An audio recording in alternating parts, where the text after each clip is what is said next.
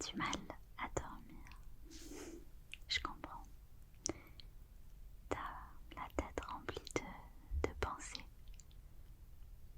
Elles sont pas toujours négatives, mais elles empêchent de dormir. Quand on réfléchit trop, c'est vrai que ça empêche de dormir. Écoute, je te propose qu'on passe un petit moment ensemble pour que tu puisses te calmer, te vider la tête et peut-être t'endormir plus sereinement. Ok? Déjà, on va t'installer un petit peu, ok? Remets ça correctement. Il fait frais, hein? Ouais.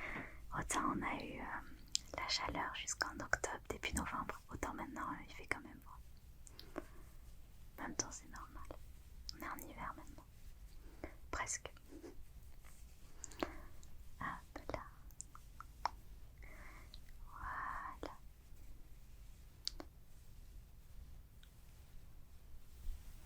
Super. Tu te sens à l'aise, c'est bon. C'est le principal. Que tu te sentes bien. Okay. Je t'ai ramené mon thé préféré. Le thé de Noël. C'est la période, donc autant en profiter. Moi j'en bois des quantités astronomiques pendant le mois de décembre. Des fois je triche, j'en bois même en été. J'essaie de pas trop pour garder vraiment ce petit côté spécial, spécifique à Noël. Mais c'est vrai que j'aime bien boire le thé de Noël un peu quand je veux, quoi.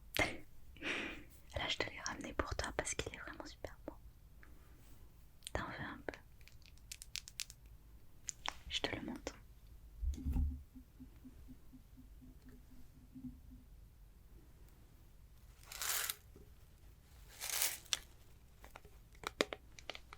Regarde, thé de Noël à la cannelle. Celui-là, si tu veux le trouver, tu peux l'avoir chez Lidl.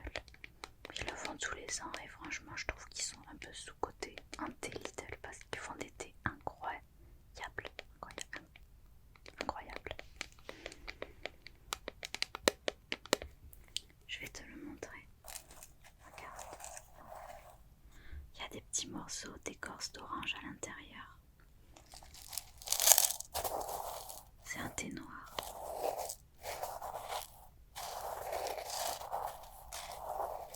Je te l'ai déjà préparé, hein. Je l'ai déjà mis dans la boule à thé, infusé.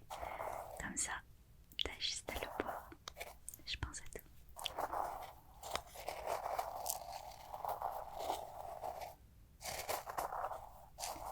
J'ai prévu de te lire une petite histoire, c'est pour ça. Comme ça tu pourras boire ton petit thé pendant que je lis l'histoire. Et ça sera reposant, je pense. Du moins ça te permettra de penser à autre chose et de te détendre un peu. Du coup je te donne ta tasse parce que je papote mais je remplis pas bien ma mission.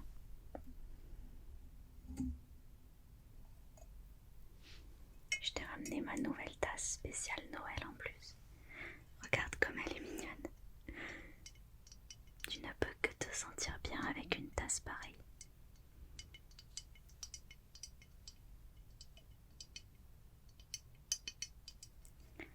Hop. T'inquiète pas, l'eau a déjà un peu refroidi donc elle est vraiment pas brûlante. Tu peux boire dès maintenant je pense. Tiens. Et si tu es prêt, on peut passer maintenant à la lecture. J'ai ramené un livre spécial Noël. 24 jolies histoires de Noël. Normalement, il y en a une pour patienter chaque soir de décembre jusqu'au réveillon de la Saint-Sylvestre, je crois que ça s'appelle comme ça, le 24 au soir, jusqu'à la veille de Noël. Chez moi, on fête Noël le 25, mais pas le 24. On ouvre les cadeaux le 25. Je sais que ça, c'est un peu controversé. Il y en a qui ouvrent les cadeaux le 24 et d'autres le 25. Chacun ses habitudes.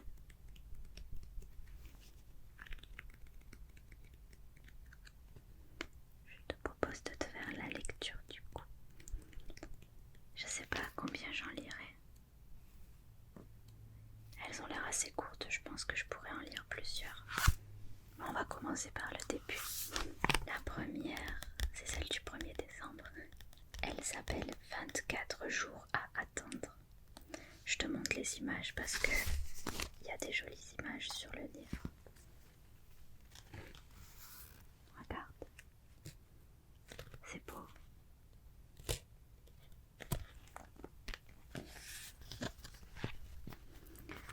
Dans un pays lointain, il y a bien longtemps, un vieil homme arriva avec une charrette bâchée. Il s'arrêta sur la place du village et dévoila une étrange machine.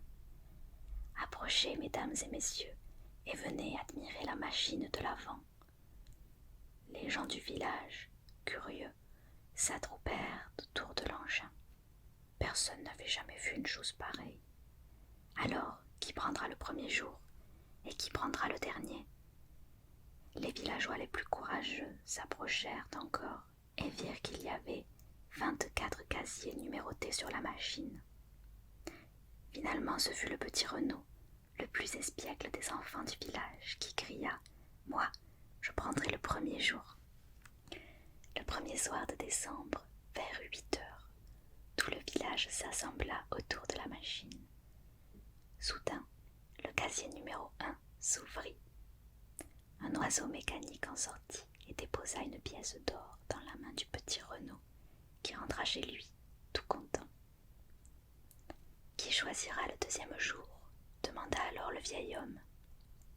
Grosjean, le notaire, fut le plus rapide, et à 8 heures, le deuxième jour de l'Avent, il reçut 2 pièces d'or. Tout le monde était émerveillé. Dame Sophie, qui était très sage, proposa que les plus riches choisissent les premiers jours et les plus pauvres les derniers. Tout le monde tomba d'accord. À ce moment, le galop d'un cheval se fit entendre. C'était Enguerrand le Cruel qui arrivait, entouré de ses gardes. « On me dit qu'il y a ici une machine qui distribue toujours plus d'or, » cria-t-il. « J'en veux ma part, la part du Seigneur. Je prendrai donc le 24 décembre pour recevoir 24 pièces d'or, car tel est mon bon vouloir. » C'était injuste, mais Enguerrand était un seigneur cruel, et tous le craignaient. Ainsi le mois passa. Tous les soirs, le miracle se reproduisait, et la famille qui repartait avec les pièces d'or offrait à tous un festin de viande rôtie et de vin doux. Le 23, ce fut le mendiant du village qui reçut 23 pièces d'or de l'oiseau mécanique. Le soir suivant, veille de Noël, Enguerrand le Cruel revint. À 8 heures, la machine fit du bruit. Le dernier casier s'ouvrit, et un oiseau en sortit tenant dans son bec une lourde bourse d'or. Mais c'était un véritable oiseau, et il s'envola dans les airs avec les 24 pièces d'or. Enguerrand essaya d'attraper l'oiseau. En vain. Le vieil homme sourit au milieu des rires des villageois. « Tu croyais que parce que tu étais le seigneur, la plus grosse part te revenait? Eh bien non, la machine donne à qui le mérite, et toi tu ne mérites rien. » De rage, Enguerrand s'enfuit au galop. Et le jour de Noël, autour d'une immense table couverte de mets raffinés, on raconta jusqu'au soir comment Enguerrand le Puissant avait été trompé par un petit oiseau. Regarde, je te montre l'oiseau de l'histoire. C'est l'oiseau qui a pris la bourse avec les pièces d'or.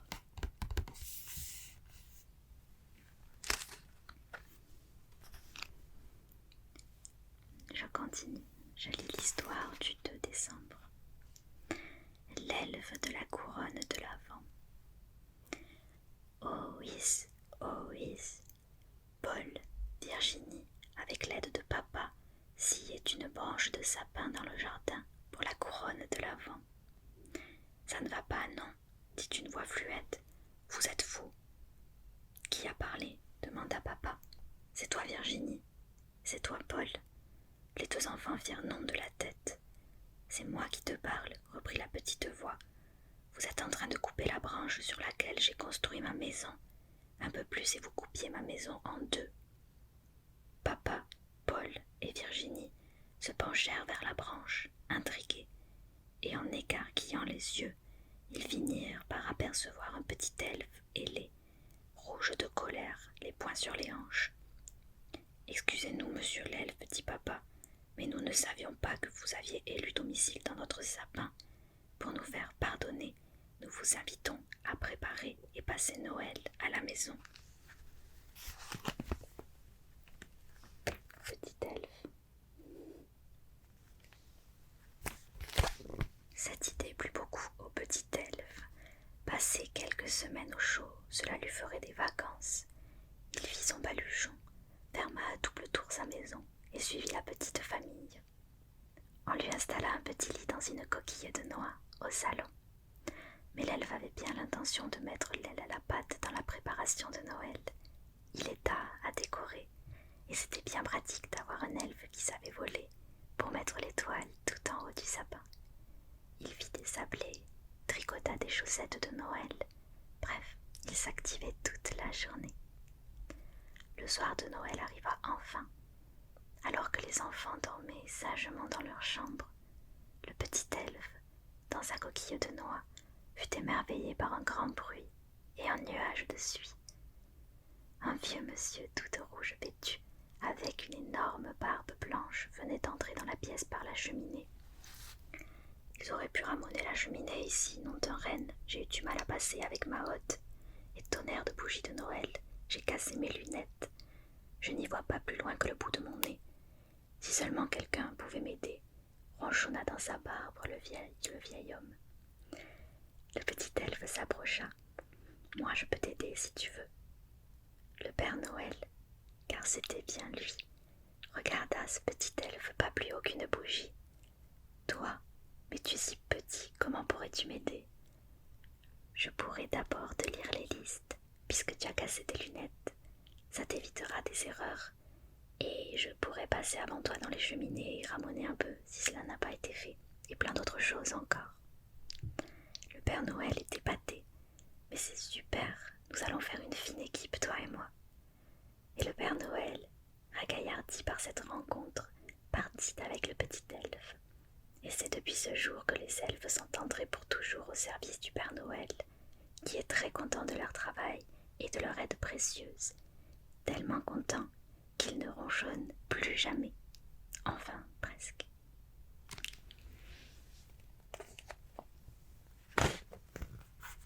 Je te montre les jolis dessins. Tu vois, c'est le petit elfe qui met l'étoile en haut du sapin.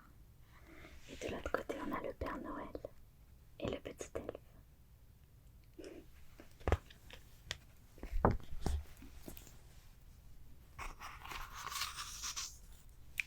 Je continue avec le 3 décembre.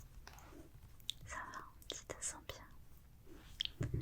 Tu me dis s'il y a quelque chose que tu veux améliorer, si tu veux autre chose, quoi que ce soit, tu me dis d'accord. On continue alors. Le royaume des bonhommes de neige. Mathéo et Léo avaient fait un gros bonhomme de neige au milieu du champ.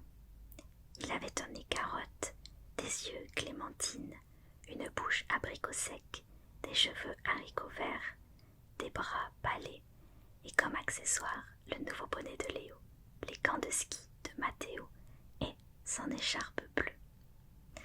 Ils avaient joué avec lui tout l'après-midi et le bonhomme de neige était heureux.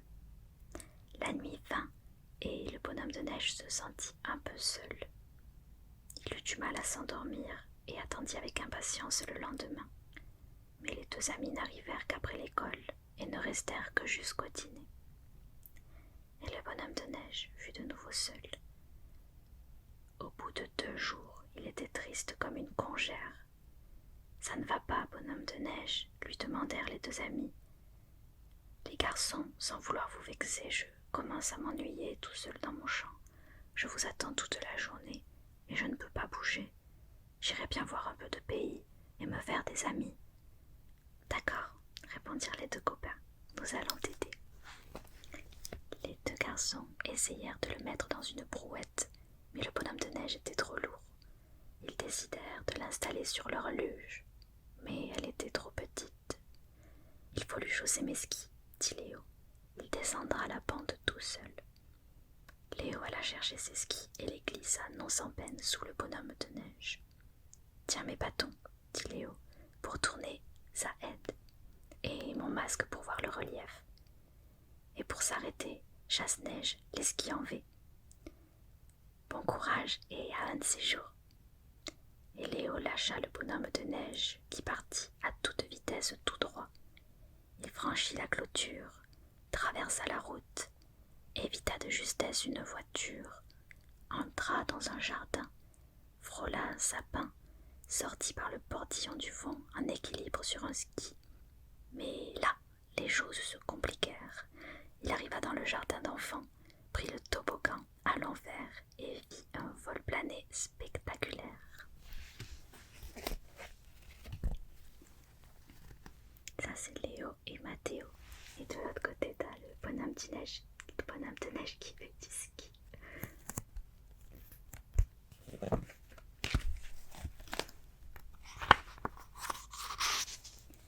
Mathéo et Léo coururent vers le champ où le bonhomme de neige était tombé. Ils trouvèrent les skis, le masque, l'écharpe et le bonnet, mais point de bonhomme de neige. Ça alors, il a disparu. Disparu. Vraiment, ça non. Quand le bonhomme de neige se réveilla, 1000 flocons tournaient autour de sa tête. Il écarquilla ses yeux clémentines et vit des dizaines de bonhommes de neige autour de lui. « Où suis-je » demanda-t-il. « Au royaume des bonhommes de neige. Les enfants croient que nous avons disparu, mais nous vivons là tous ensemble. Allez, chausse tes nouveaux skis. À voir ta chute, tu as encore des progrès à faire. » Et le bonhomme de neige s'élança, soutenu par ses nouveaux amis. «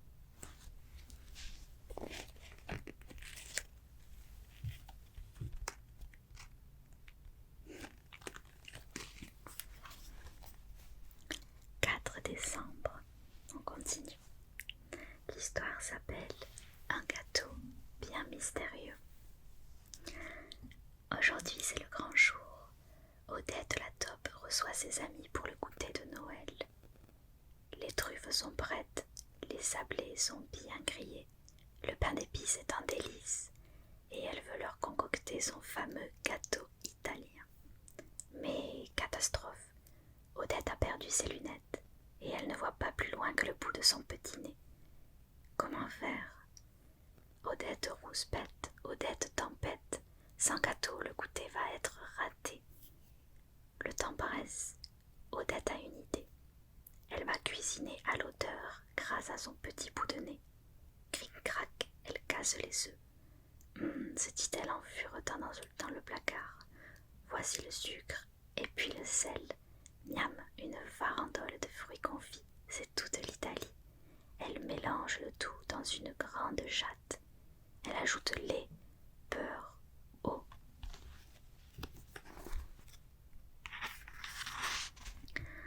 Son petit bout de nez couvert de farine, Odette retient un atchoum et dit « Voilà ce qu'il manquait, 2 gouttes de vanille pour parfaire la recette. » Odette est satisfaite. Elle donne un bon coup de cuillère, verse le tout dans un moule, décore le gâteau d'une belle couche de pâte d'amande et hop, au four. Odette se presse et dresse une belle table de fête. Dring! La sonnette de la galerie retentit. Hubert le lièvre, Jasmine la fouine, Marinette la belette, tous ses amis sont là. À peine arrivés, ils se regardent étonnés. Sans ses lunettes, Odette s'est trompée. Elle a servi le pain d'épices sur une assiette ébréchée et présenté les sablés et les truffes dans la gamelle du chien. Les amis retiennent un fou rire. Mais voilà qu'Odette apporte un fabuleux gâteau encore fumant. Elle glisse un couteau dedans, mais crac, la lame bute contre quelque chose de dur. « Je n'ai pourtant pas mis de noisettes, » dit Odette. Hubert lui vient en aide. Il a beau insister, le gâteau lui résiste. Marinette propose « Si on regardait à l'intérieur ?» Elle glisse ses petits doigts potelés dans le gâteau et en sort une paire de lunettes pleine de miettes. Bravo Odette, ton gâteau aux lunettes est vraiment très bon, dit-elle en se léchant les doigts. Mais pour voir, tes lunettes seront mieux perchées sur le bout de ton petit nez. Les amis partent dans un grand éclat de rire. Cette année, le goûter de Noël est vraiment très réussi. Je te montre de plus près les dessins. Tu vois, c'est les amis autour de la table et les gâteaux servis dans la gamelle du chien et l'assiette cassée. Et ça, c'est le gâteau italien de Odette avec ses lunettes dans le gâteau. Je te montre l'autre côté aussi. Les dessins sont vraiment super jolis sur ce livre.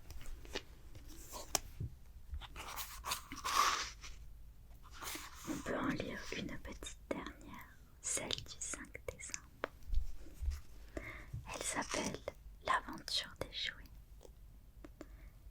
J'en ai assez de cette ficelle qui me fait lever et baisser le bras en cadence comme une marionnette, dit l'ours brun de la vitrine de Noël. Je commence à avoir des crampes. Et moi j'en ai assez de tourner toujours dans le même sens sur ces rails, dit le train électrique. Le soir j'ai un mal de locomotive incroyable.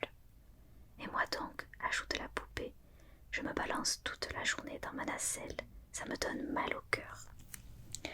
Les amis, il faut que nous sortions de cette vitrine, que nous allions prendre l'air et nous dégourdir les pattes et les essieux, sinon nous allons nous tomber malades. Mais comment faire ? Demande la poupée. Nous ne pourrons pas nous libérer tout seuls. Moi je peux vous aider, dit la petite voix de Tom, le bonhomme en plastique qui conduit le camion de travaux. Comme je suis tout petit, ils ont oublié de m'attacher. Cette nuit je vous libère, et demain je vous rattache, comme avant, ni vu ni connu. Tu es sûr que tu ne mélangeras pas les boulons avec tous ces fils qui vont dans tous les sens? Faites-moi confiance. Le soir venu, le remue-ménage commence dans la vitrine des jouets. Tom défait un nœud par-ci, coupe un fil par-là, arrête le train, fait descendre la poupée de sa nacelle. À vous la liberté, mais attention les jouets, revenez avant minuit parce qu'il me faudra du temps pour tout réinstaller. Je te montre les dessins.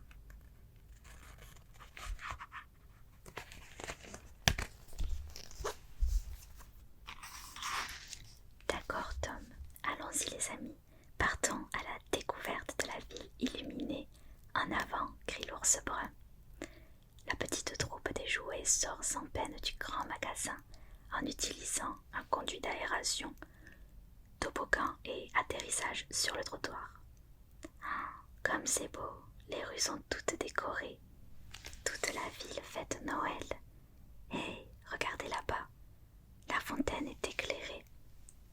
Tous les jouets se jettent dedans et font une énorme bataille d'eau. Quand ils reviennent, il est minuit passé et Tom n'est pas content. Vous avez vu l'heure et dans quel état vous êtes, tout trempé. Les jouets n'écoutent pas, ils n'ont qu'une envie, dormir et rêver aux 1000 lumières de la ville. Tom a du mal à attraper leurs bras pour attacher les ficelles, à mettre le train sur ses rails. Et le lendemain, les enfants sont bien surpris en regardant les vitrines. L'ours lève le bras vers l'arrière dans le mauvais sens. Le train tourne bien, mais c'est le dernier wagon qui conduit. Quant à la poupée, elle était si fatiguée qu'elle est montée à califourchon sur son berceau. C'est du beau. Ça, c'est une drôle de vitrine de Noël, dit un petit garçon à sa maman. Regarde la poupée. Et c'est terminé pour les histoires de ce soir. J'aime beaucoup ce petit livre, les histoires sont très mignonnes et les dessins sont vraiment jolis. Je ne sais pas ce que tu as pensé de ce petit moment lecture, est-ce que ça t'a fait du bien? En tout cas, j'ai vraiment adoré de lire ces histoires, prendre soin de toi pour un petit moment. J'espère que ça t'a permis de vider la tête. tu es prêt à aller dormir maintenant?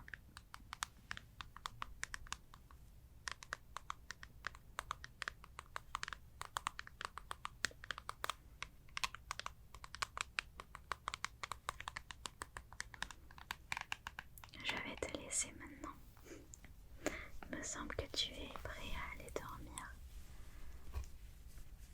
N'hésite pas à m'appeler si tu as besoin de quoi que ce soit, ok?